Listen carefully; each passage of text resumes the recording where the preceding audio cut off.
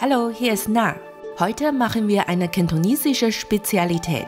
Gebackenes Schweinenackenfleisch in Honig-Barbecue-Soße. Wir bereiten die Marinade vor. Wir brauchen ein paar Ingwerscheiben, Knoblauchzehen grob schneiden,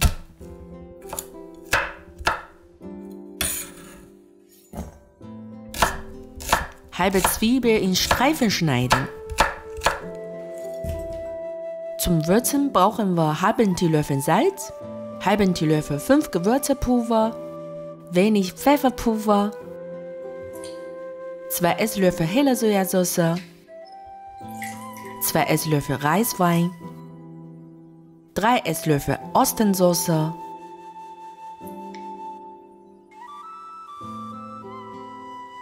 zwei Esslöffel Honig,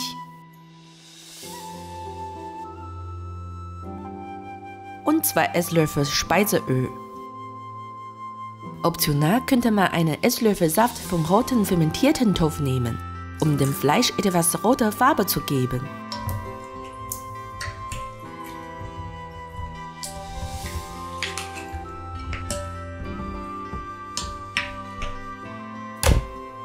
Schweinenackenfleisch in kleine längliche Stücke schneiden.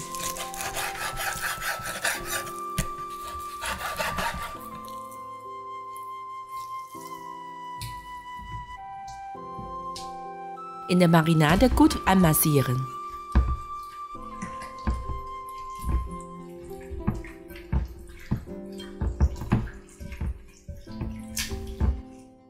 In einen Beutel einpacken.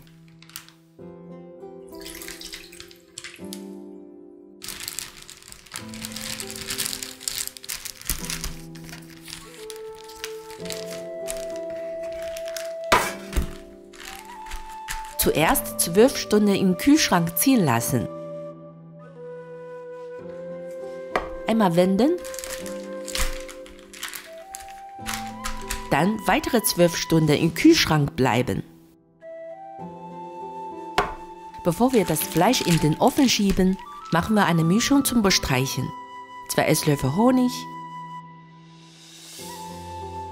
2 Esslöffel Wasser,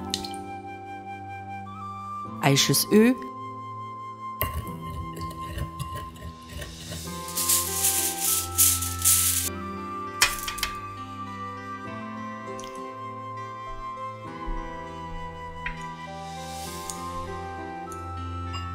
mit Honig-Wasser-Mischung bestreichen.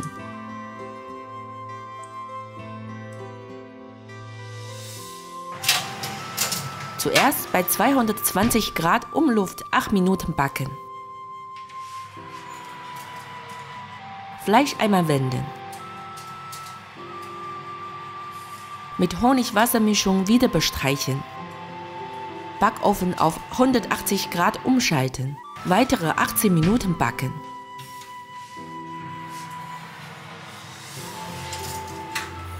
Fleisch nochmal wenden.